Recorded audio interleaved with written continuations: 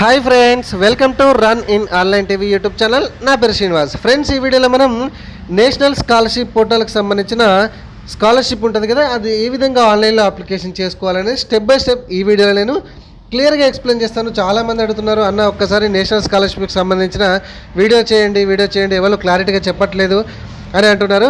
So కాబట్టి మీ అందరి request కోసం వీడియోని అయితే మీ ముందుకు తీసుకురావడం అయితే జరిగింది. కాబట్టి ఈ వీడియోని ఒక చిన్న లైక్ చేసి వీడియోని స్టార్టింగ్ నుంచి ఎన్ని వరకు క్లియర్గా చూడండి. అప్పుడు మాత్రమే మీకు క్లియర్గా అర్థమైపోతుంది. ఓకేనా? సో స్టార్ట్ చేసేద్దాం ఆలస్యం లేకుండా. ఒక చిన్న సపోర్ట్ చేయండి.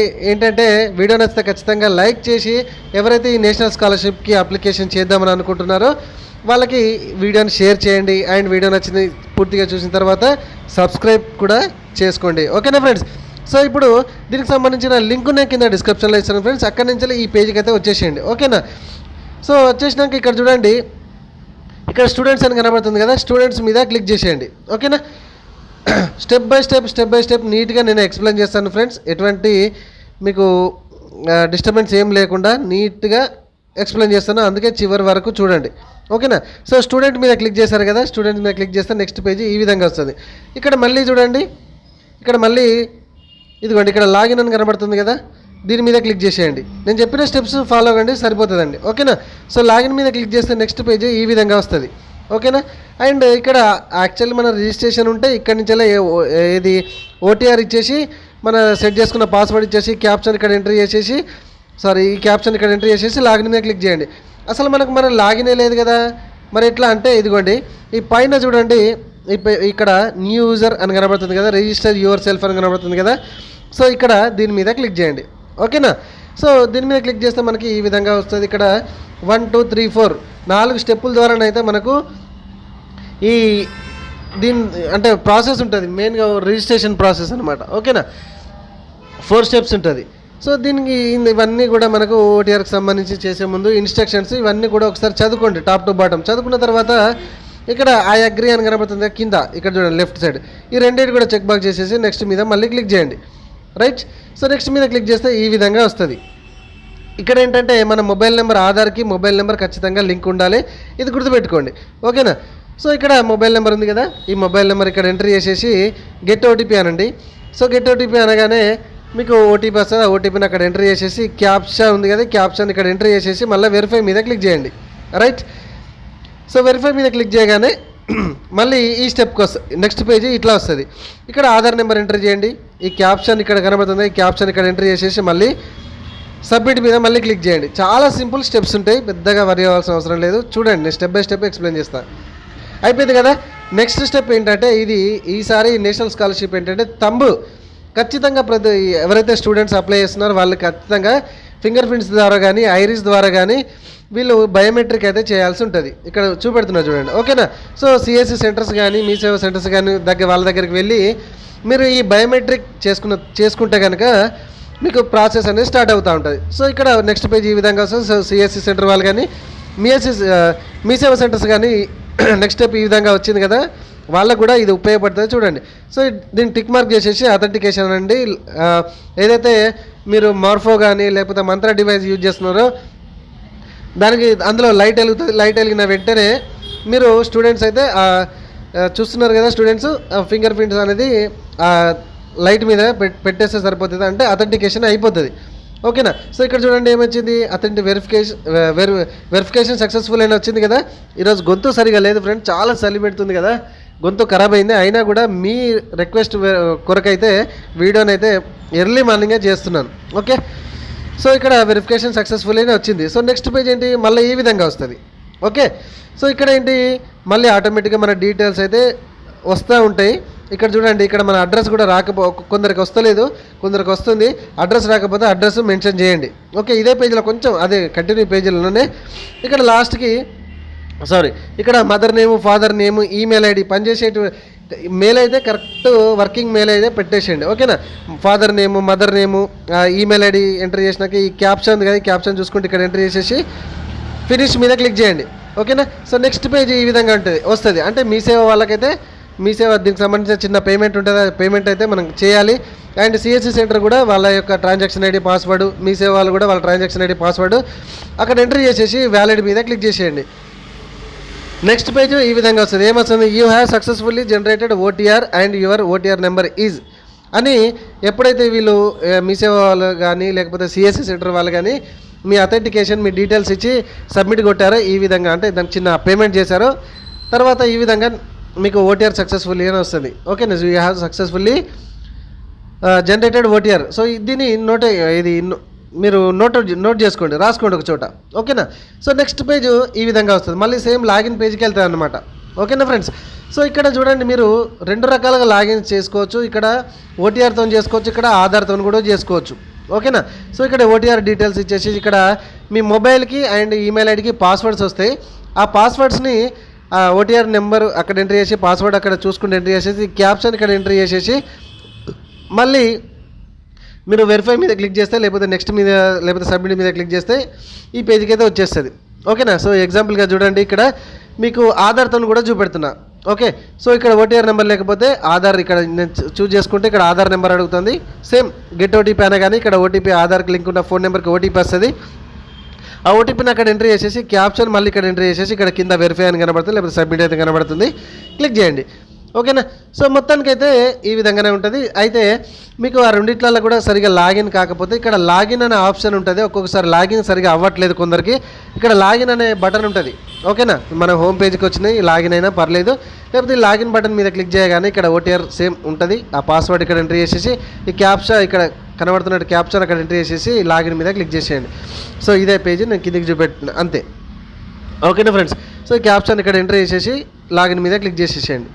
రైట్. సో లాగిన్ మీద క్లిక్ చేయగానే మనకు లాగిన్ ఇవి అంటే ఏమంటుంది చూడండి. సో ఇక్కడ please change your password on OTR and login again, click continue to change your password. Okay. So continue మీద క్లిక్ చేస్తే కనుక మనము ఇందాక మొబైల్కి వచ్చిన పాస్వర్డ్ కాకుండా ఇంకొక పాస్వర్డ్ మనల్ని సెట్ చేసుకోమని చెప్తుంది. ఓకేనా. సో కరెంట్ పాస్వర్డ్ మీ మొబైల్కి వచ్చిన పాస్వర్డ్ ఇక్కడ ఎంట్రీ చేయండి. ఒక కొత్త పాస్వర్డ్ మీరు అనుకోండి, స్ట్రాంగ్ పాస్వర్డ్, ఎవరికి షేర్ చేయొద్దు, keep with you. Okay. So రెండు ఇక్కడ కన్ఫర్మేషన్ ఒకటి అనుకొని అదే సేమ్ టు సేమ్ ఇక్కడ ఎంట్రీ చేసేసి క్యాప్షన్ ఇక్కడ ఎంట్రీ చేసేసి సబ్మిట్ మీద క్లిక్ చేయండి. రైట్. ఇక్కడ మనం password login first time login అప్పుడు పాస్వర్డ్ అనేది చేంజ్ చేసుకోమని చెప్తుంది. ఓకే. చేంజ్ చేసుకున్నప్పుడు ఏమంటుంది, పాస్వర్డ్ చేంజ్డ్ సక్సెస్ఫుల్లీ అంటుంది కదా. మళ్ళీ ఒకసారి కూడా సేమ్ అదే ఓటీఆర్ ఇప్పుడు కొత్తగా క్రియేట్ చేసుకున్నటువంటి పాస్వర్డ్ ఏదైతే ఉందో అవి ఇక్కడ ఎంట్రీ చేసేసి మళ్ళీ క్యాప్చా ఇక్కడ ఎంట్రీ చేసేసి లాగిన్ మీద మళ్ళీ క్లిక్ చేసేసేయండి. సో మొత్తానికైతే ఇన్ని స్టెప్పుల తర్వాత మనం లాగిన్ అయితే అయిపోయింది సక్సెస్ఫుల్గా. ఈ విధంగా ఓపెన్ అయిపోతుంది. ఇక్కడ చూడండి మనకు ఏం కనబడుతుంది, fresh, apply fresh and my application ఉంది కదా, రెండు కనబడుతున్నాయి మనకు. ఇక్కడ అప్లై ఫ్రెష్ అని కనబడుతుంది, దాని మీద క్లిక్ చేయండి. ఇక్కడ కొన్ని ఇన్స్ట్రక్షన్స్ వస్తున్నాయి, ఒకసారి చదువుకోండి. ఎప్పుడైనా మనం దేనికైనా అప్లికేషన్ చేసేటప్పుడు ఇన్స్ట్రక్షన్స్ మస్ట్ అండ్ షుడ్గా చదువుకున్న తర్వాతనే అప్లికేషన్ చేయాలి. సో కొంచెం కిందికి స్క్రోల్ చేస్తే ఈ రెండింటికి టిక్ మార్క్ చేసేసి ఆ అగ్రీ మీద క్లిక్ చేయాలి. రైట్. సో నెక్స్ట్ పేజ్ ఈ విధంగా వస్తుంది చూడండి. సో నెక్స్ట్ ఈ విధంగా అనగానే మీ స్టేట్ ఏంటి, ఓకే. సో స్కాలర్షిప్ పోర్టల్ అంటే మీకు స్కాలర్షిప్ కేటగిరీ ఏంటి అనేది దీని మీద టిక్ చేయండి. సో పోస్ట్ మెట్రిక్ స్కాలర్షిప్ అంటే మనకు ఇక్కడ ఏది 10th తర్వాత పోస్ట్ మెట్రిక్ కిందకి వస్తుంది, బిలో 10th అయితే ప్రీ మెట్రిక్ స్కాలర్షిప్ వస్తుంది. అండ్ కొందరికి ఒక 2-3 ఆప్షన్స్ వేరే వేరే వస్తున్నాయి, అది చూసుకోండి. ఏది మీ లెవెల్ని బట్టి ఇక్కడ వస్తుందండి, అది మీరు గమనించుకోండి. సో ఇక్కడ ఏంటంటే మళ్ళీ థర్డ్ పాయింట్ ఆటోమేటిక్గా అప్లికేషన్ టైప్ ఉంది కదా, ఈ అప్లికేషన్ టైప్ వచ్చేసి స్కాలర్షిప్, సబ్మిట్ చేయండి. ఓకేనా. చాలా ఈజీ, అక్కడ మీరు క్లిక్ చేస్తే ఈజీగా అర్థమైపోతుంది, నో ప్రాబ్లం. ఏమంటుంది, please go to my application page to complete your application process అంటుంది. ఓకే మీద క్లిక్ చేయండి. ఈ విధంగా వచ్చేస్తుంది అనమాట. ఇక్కడ కొన్ని డీటెయిల్స్ అయితే మన ఎడ్యుకేషన్ డీటెయిల్స్కి సంబంధించిన ప్రతి డీటెయిల్స్ ఉంటాయి. ఒక్కొక్క దాని మీద మనం టచ్ చేస్తూ అంటే ఒక్కొక్క దాని మీద క్లిక్ చేస్తూ మనము వెళ్ళాల్సి ఉంటుంది. ఓకేనా. కొంచెం కిందికి స్క్రోల్ చేస్తా ఫ్రెండ్స్, ఇదిగోండి ఇట్లా చూడండి, ఇక్కడ డీటెయిల్స్ వచ్చినాయి కదా, ఆల్రెడీ కొంత ఇన్ఫర్మేషన్ ఇక్కడ మనం ప్రొవైడ్ చేయడం అయితే జరిగింది. సో పర్సనల్ ఇన్ఫర్మేషన్ డీటెయిల్స్ అయితే ఆధార్ ప్రకారం కొన్ని and mother name father name కొన్ని ఆటోమేటిక్గా మనం ఇచ్చాము, అండ్ కొన్ని ఆటోమేటిక్గా ఆధార్ ప్రకారం తీసుకుంటుంది. కంటిన్యూ ఉంటుంది ఫ్రెండ్, ఇదే పేజ్లో కంటిన్యూగా ఉండడం అయితే జరుగుతుంది. మీరు మళ్ళీ వేరే నెక్స్ట్ వెళ్ళాల్సిన అవసరం లేదు, నేను చెప్తాను చూడండి. ఇక్కడ కమ్యూనిటీ సెలెక్ట్ చేసుకోండి. ఓకేనా. సో కమ్యూనిటీ సెలెక్ట్ చేసుకున్న తర్వాత మీ రిలీజియన్ చూజ్ చేసుకోండి. ఇక్కడ యాన్యువల్ ఇన్కమ్ ఫ్యామిలీది ఎంత ఇస్తారనేది చూజ్ చేసుకోండి. తర్వాత మీరు ఏమైనా డిజబిలిటీ పర్సన్ అంటే ఫిజికల్ హ్యాండిక్యాప్డా చూజ్ చేసుకోండి. ఇక్కడ పేరెంట్ ప్రొఫెషనల్, పేరెంట్ ఏం చేస్తాడు, ఓకే. ఈ స్టూడెంట్ మ్యారీడా అన్మ్యారీడా చూస్ చేసుకోండి. సో సింగిల్ గర్ల్ చైల్డ్ అయితే కనుక ఎస్ పెట్టుకోండి, లేకపోతే నో పెట్టుకోండి, యువర్ విష్.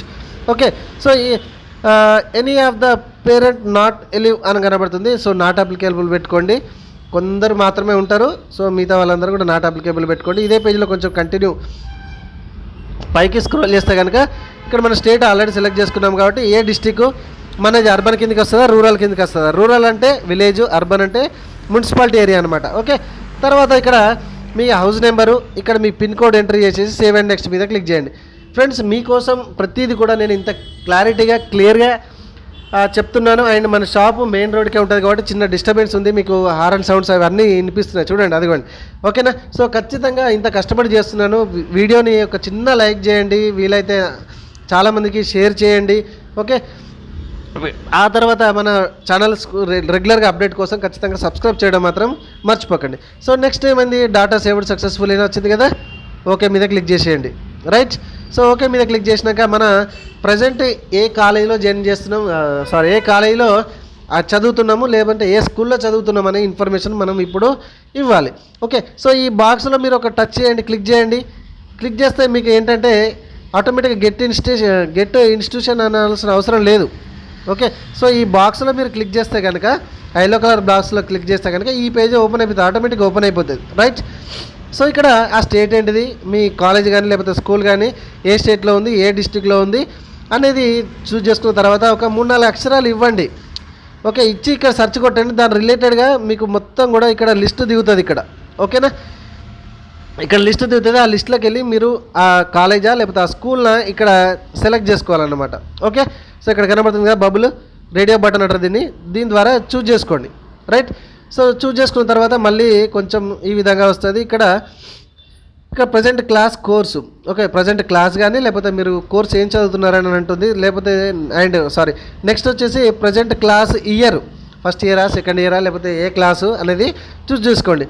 సో తర్వాత ఏంటి, present class start date, so ఎప్పుడు మీకు స్కూల్ కానీ లేకపోతే కాలేజ్ కానీ స్టార్ట్ అయింది అని అడుగుతుంది, అది ఎంట్రీ చేయండి. తర్వాత అడ్మిషన్ లేకపోతే రిజిస్ట్రేషన్ నెంబర్ లేకపోతే ఎన్రోల్మెంట్ నెంబర్ ఇక్కడ ఎంట్రీ చేయండి. ప్రజెంట్ క్లాస్ అనమాట, లేకపోతే ప్రజెంట్ మీ కాలేజ్ సంబంధించిన details. Okay, so admission or registration year, so roll number, ఇవన్నీ కూడా మనకు ఆల్రెడీ ఒకసారి జాయిన్ అయితే స్కూల్లో కానీ కాలేజీలో కానీ ఇవన్నీ ప్రొవైడ్ చేస్తారు, అది మనందరికి తెలుసు.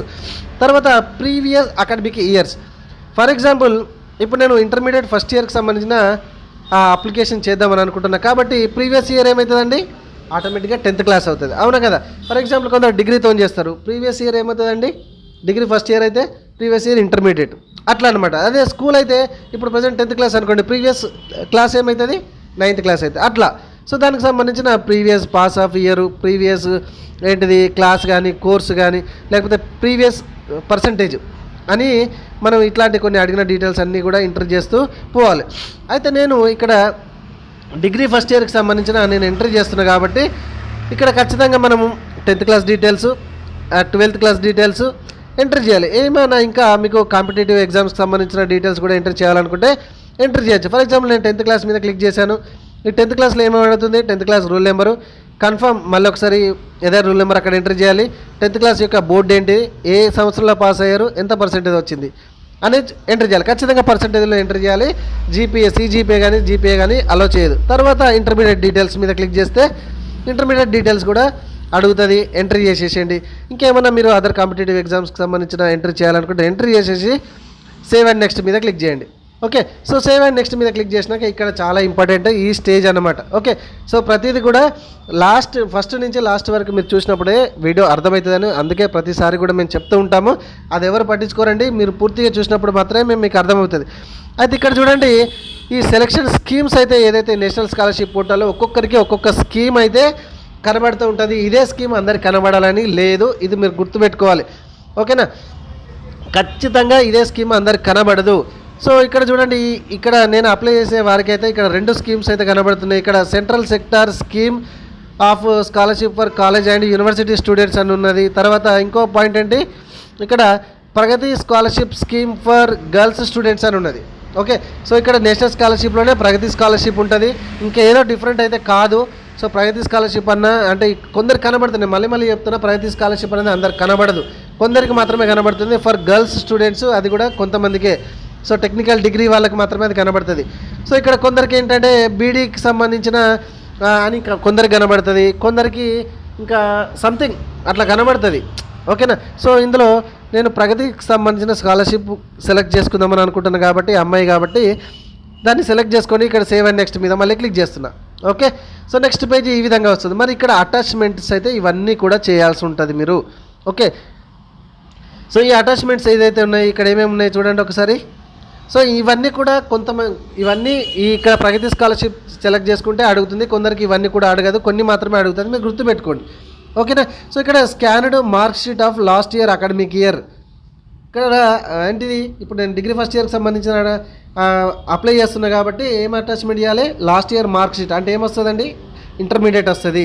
So active bonafide promoted certificate అని కనబడుతుంది కదా. సో ప్రొఫార్మా కావాలంటే ఇక్కడ చూసుకోవచ్చు. అంటే ప్రజెంట్ బోనఫైడ్ కానీ స్టడీ కానీ మీరు ఎంటర్ చేయాలి. ఇక్కడ కొన్ని మనం స్టార్ మార్క్ సంబంధించిన యాక్చువల్గా ఇక్కడ ఇవ్వాలి. ఒక్కొక్కసారి స్టార్ మార్క్స్ కనబడుతున్నాయి, ఒకసారి కనబడట్లేదు. అండ్ డెసిమల్ సర్టిఫికేట్ అంటే మన లోకల్ సర్టిఫికేట్ అనమాట, నివాసం లేదా రెసిడెన్స్ సర్టిఫికేట్ అంటారు కదా అది అన్నమాట.